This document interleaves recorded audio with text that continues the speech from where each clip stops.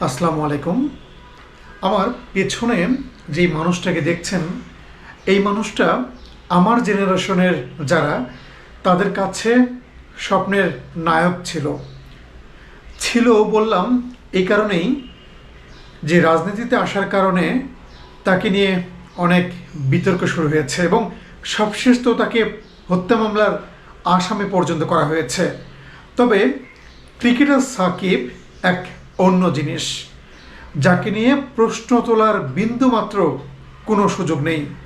সেই সাকিব যে আমাদেরকে অগণিতবার হাসিয়েছে, আবার অনেক সময় তার কান্না দেখে আমরাও কেঁদেছি।